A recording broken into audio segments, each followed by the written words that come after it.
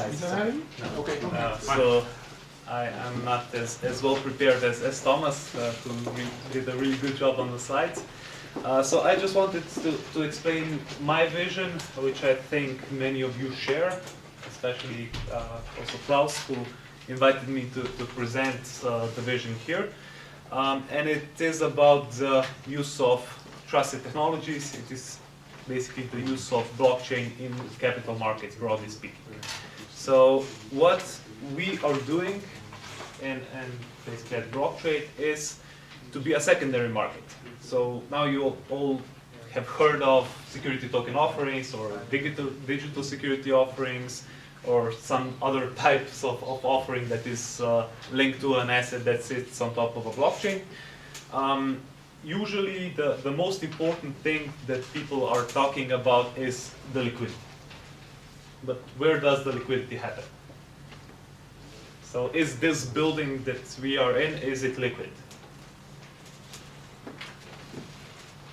Well, you can see it's solid from the physical perspective, but it's probably not listed on, I don't know, any of the exchanges in Europe or US. So investors cannot really trade with ownership of this particular building. We heard presentation back there about large fund being tokenized that is focused on real estate. This is being tokenized in focus on New York, basically real estate. But again, by just having another layer or different form of ownership, meaning previously we had paper certificates, if we're talking about shares or bonds, we then moved to digital securities, which already exist for quite a while. Vast majority of the trading and settlement is done using digital securities, meaning there's not a lot of paper involved anymore, at least in developed markets. And now we have a kind of third generation, which will also increase efficiencies, it will decrease the costs, it will increase the speeds and so on, which is based on distributed ledger technology, namely blockchain. And what we are doing is building the ecosystem so that wherever an entrepreneur wants to raise financing for their project, they can do this by using another way of fundraising, which we saw in the ICO phenomena, but doing it in a compliant way. And this compliance means that you follow the rules of prospectus directive or its implementation in national laws in Europe, or you go for some kind of an exemption in US or file a prospectus in US or other jurisdiction where the company is based or where you are targeting the investors. But the whole point of doing the fundraising with this new technology is that, of course, we can target and we can get a larger exposure from potential investors across the world, because the efficiencies of issuing the security and tracking the shareholders and distributing dividends and all other important stuff that goes on into servicing once the security is live in its life cycle can be efficiently done using DLT, distributed ledger technologies. But then again, when you are trying to actually get liquidity, this then means that the asset itself has to be interesting. Let's say that we now have this building again, and we tokenize it, and we say, okay, this is actually a share. It's like a company that owns this building, and it tokenizes, and it's on a secondary market somewhere. Is some investor from, let's say, US or Hong Kong really going to be excited about this particular building? Not really, unless it's like super cheap to buy and has really an enormous yield. The point being is that if the asset itself is not interesting, it's hardly going to be liquid. Not many people will be interested in trading with it, in providing liquidity, in investing in it. Meaning that all the things that the primary market that we see on the primary markets right now, there's a reason why platforms like Go Security and like others that are in Europe and US are focused on a bit larger companies, not really on seed stage startups. Because the seed stage startups still are, first of all, very risky. So there's a high probability of going bankrupt. And the second part of that is, if you are a small startup solving a small problem in the world, there might not be as much interest in investing in trading with your security, on blockchain or not. So the premise that if you tokenize the shares, the liquidity will come is nonsense. If the asset itself is not interesting enough, there will be no trading. Maybe if there's a hype around it, but in the long term, the asset itself has to be interesting, it has to be large. Why is Apple one of the most traded shares? Because it's one of the largest, and it's also largest in not only market cap, but in revenue, in number of clients, and so on. So the more people that are aware of the company, the more liquid the asset can potentially be. But nonetheless, the tokenization itself and the fundraising by doing the security token offering is definitely much, much better compared to the old traditional financing, which was done mostly by friends and family in the seed stage, and then we have usually some kind of a VC capital investment. Why the security token offerings are so great is because me personally as an investor, I would like to have as many asset classes possible for investing, because I would like to diversify my portfolio, and I cannot invest in startups if I don't have like real large pockets and can invest, I don't know, 50,000 or 100,000 into a specific startup. And of course, then the diversification is also relatively small if I don't really have large pockets and a huge team where I basically become a VC investor. But on the fractionalization of the securities, meaning that I can invest potentially 10 euros or 1,000 euros into many different companies, let's say startups. Well, this becomes really interesting. Because previously, who could invest into Facebook when it was just like in the beginning? It wasn't public. So we, as average investors, we couldn't invest into Facebook or Google or any other unicorn that is now valued amazingly.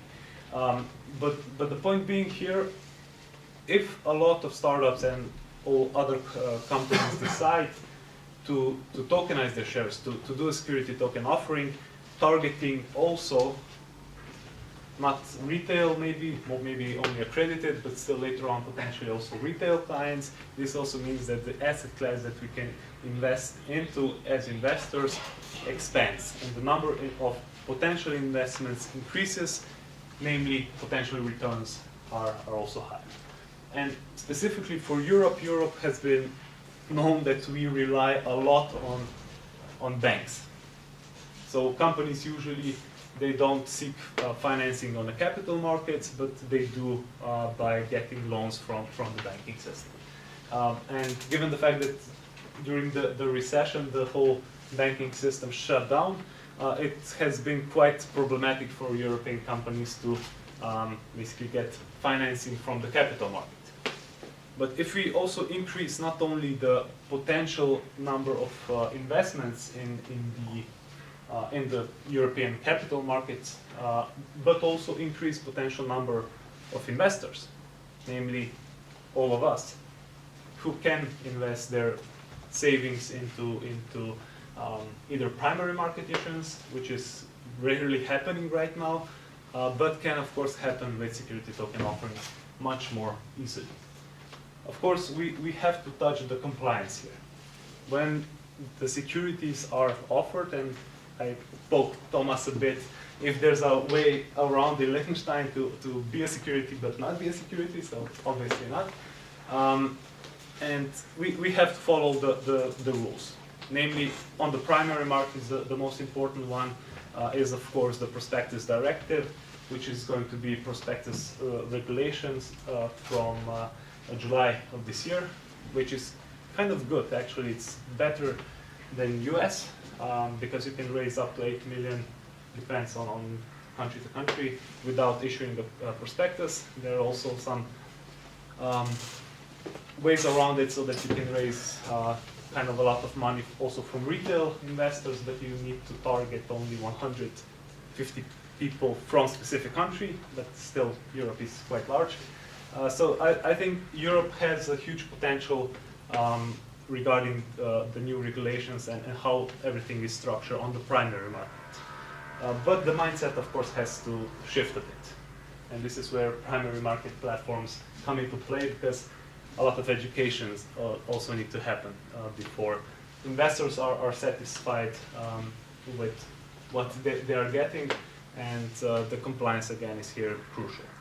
And then when we're talking about the secondary market, so on the primary market, of course, the prospectus directive, how you communicate, what you promise, you cannot just write in the offering papers that the returns will be 100% per year.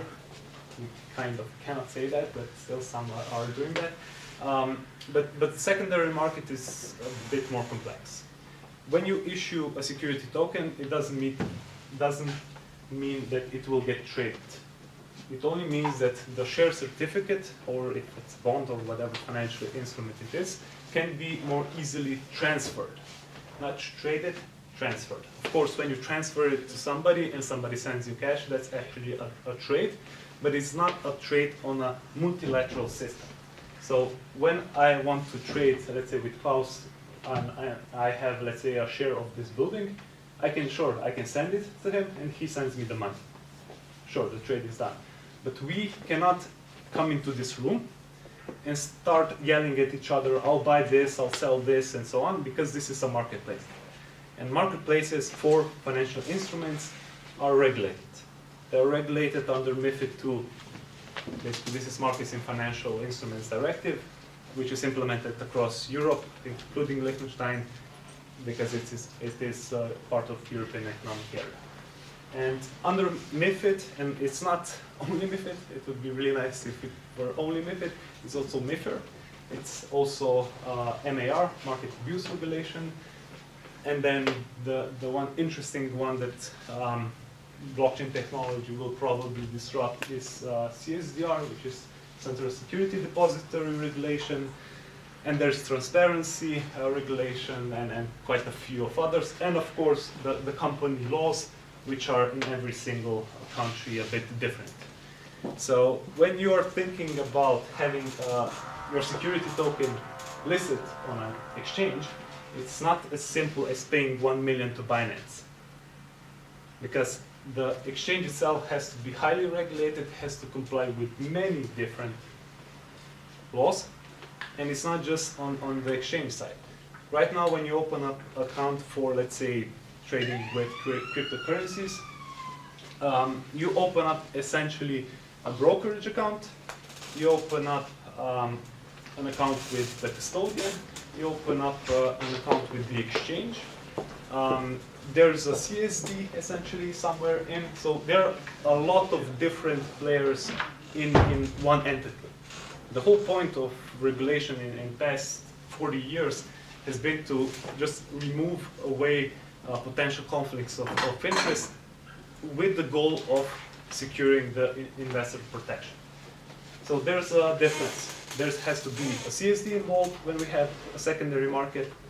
The exchange itself is actually the exchange. So as a retail trader, you do not go to the exchange and trade. You have a broker in between. So there's a brokerage company, and there's the custodian. So there's a lot of players that need to be involved. And of course, when we have a lot of players involved and they need to communicate with each other, a shared database is a solution. Meaning blockchain or distributed ledger technology can solve a lot of issues. There is, I'm not sure about the numbers, but we're talking billions per year spent on reconciliation and compliance on the post-trade processes. And by using distributed ledgers, what happens when broker, CSD, exchange, custodian, and the trader all know in exactly the same moment when the trade happened and when it settled, it removes basically 20% of employees in financial institutions, because there's no need for reconciliation and checking in this Excel if it's okay under ISO 20022 standard compared to the fixed confirmation of the trade if everything is okay. By using a shared database, distributed ledger, basically all of this is combined into one trade and settlement, which can be immediately followed. So the whole point here, what I'm trying to say is there is a lot of work that needs to go into building the security token ecosystem, or digital securities, however we will decide to call it, because we haven't decided yet. We started calling it security tokens. Now we're kind of, the whole ecosystem is moving more towards digital securities.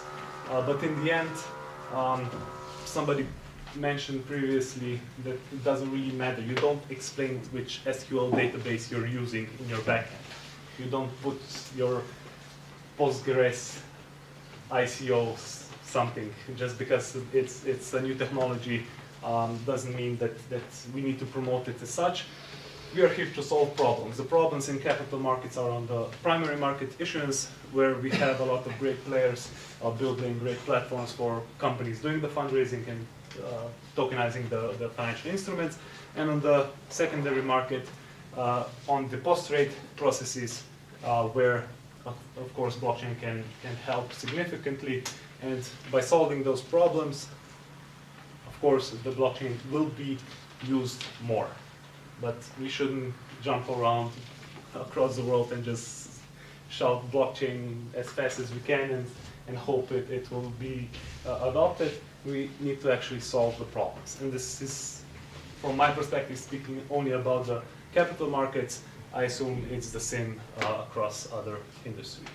So regarding the vision that I mentioned, the vision here is kind of big, because I believe that in next 10 years there will be 100,000 companies in Europe that will be tokenized and available for investors to invest into, either on the primary market and especially on the secondary market.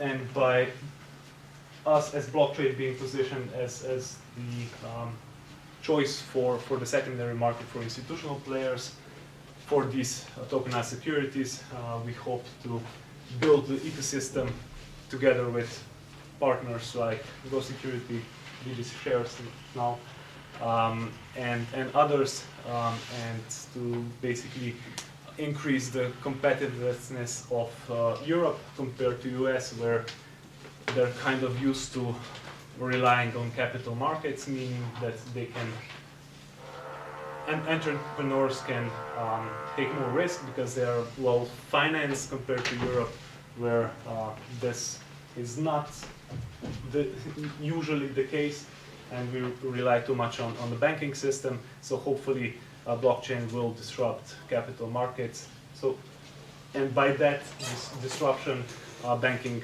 system will also be playing a smaller share. Okay, thank you.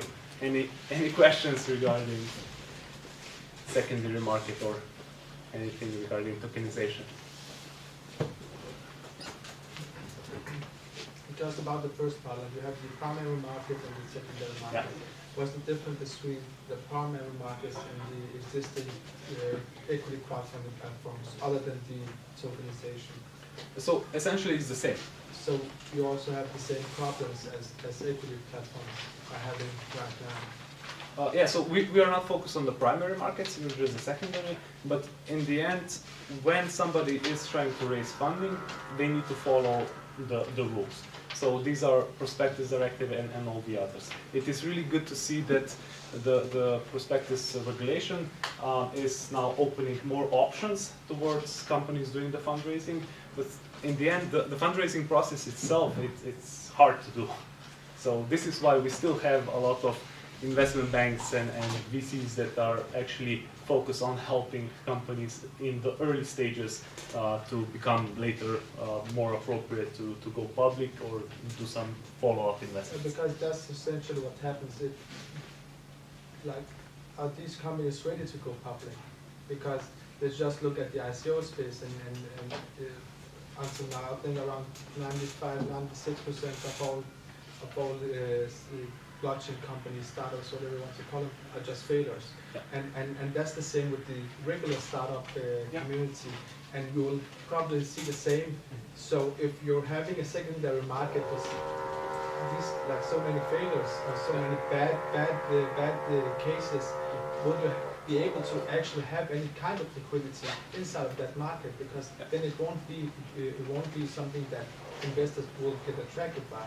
Yeah, so this is a really important point, because across all the companies that are born every year, especially those who are trying to reach the skies, vast majority of them goes bankrupt or closes down in the time period of year to 3 years. So when I'm talking about the primary market and doing the fundraising, I think there obviously is a lot of speculative capital across the world, because if there weren't, we wouldn't see like ICOs getting so much money. So there obviously is an appetite for risky investments and an appetite to support projects that people like. But not necessarily that all of the projects will get to the secondary market. Namely, when you issue a security token, you immediately, especially if you are an early stage startup, you're not ready to go public. And also, we are applying for the multilateral trading facility license, and there are some lower like barriers to entry to the market, so you don't need a prospectus to go public on an MTF. But still, we will enforce additional rules. So we will not accept like all of the startups just because you have a security token that is on the technology that we support. Exactly. It's not. We have our internal processes, how we do the due diligence before we listen. Yeah, well, you would probably also set up some market rules yourself. Yeah, of course. The same way as if you're gonna want to trade on Nasdaq, you're gonna set up some market rules.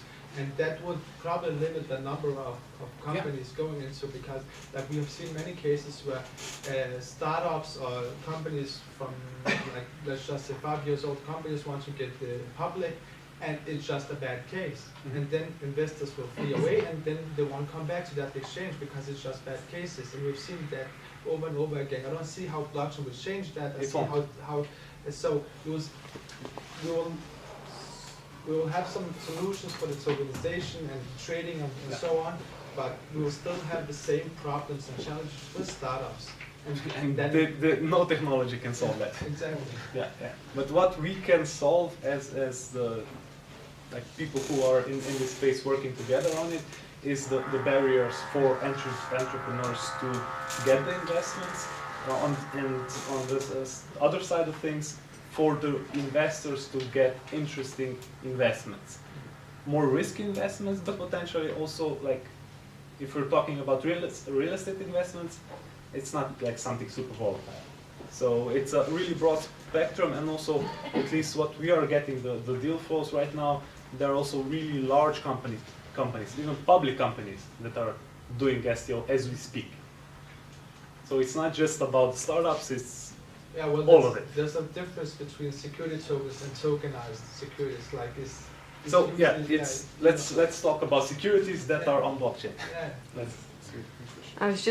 I acknowledge the fact that the distribution chain that we have today is lacking and it has gaps in it, and that's why it makes it so costly, because you need the custody banks to build the bridge between the buyer and the seller.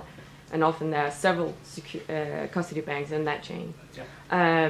One of the things that I see as one of the main issues in this relation is also that you need to know the identity of the beneficial owner. And with that knowledge, that identification is also another aspect, and that is the taxation. Because that is very relatable to that one person that owns the shares. And one of the most difficult things in this process of securities is actually the taxation. So who in this blockchain will hold the dividend tax? Who will do the withholding of dividend tax? Who will do the reporting? Yeah. Who will ensure that you are taxable in one country, and who will ensure that you are not? How is your taxable status? Are you tax exempt? All these kind of things. So would that need someone to validate this? And how will all the different tax jurisdictions see the beneficial owners? Because so basically it's what we, at least I was talking about, it's mostly for the post-trade processes, for the settlement itself. Yeah. It can be also integrated for the clearing, so if you have a CCP in between, but still the custodian and someone who is administrating the shares themselves and all the core protections, they can still be on top of blockchain itself, but just imagine all the things that are happening right now in an SQL database, then a bit in Excel, a bit somewhere online, a bit in XML files that are via ISO 20022 standards. All of that can be combined in one shared ledger. And this actually then simplifies the role of somebody who is doing this administrative work. To answer your question, I have no idea who will be responsible for taxation and tax withholdings, but of course, if we look at the processes of the investment bank, of brokerages, of the exchanges, they can literally stay the same, but improved. It's just because if you come from a European perspective, like Central European perspective, on a regular basis you hold securities in omnibus accounts. Yeah.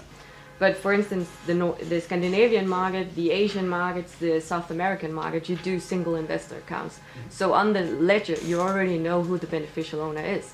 You already have that attached to the ownership of the share. Yeah. So, I mean... But still, if it's an omnibus account, and if we're talking about, let's say, using Hyperledger Fabric or something else, it still can be on a ledger in such a way that it looks like an individual account. But it's just like pulled into one omnibus account. But this is from the technology perspective. We can get developers here and they will provide you dozens of solutions. It's more about how, let's say, an investment bank decides to have its internal process set up, which is something that doesn't change often, which is why the technology doesn't change. Yeah. It's not that we have better technologies, but the process has been set up and they don't want to change it. Yeah. So, we're out of time, but there's always more questions in this very interesting topic.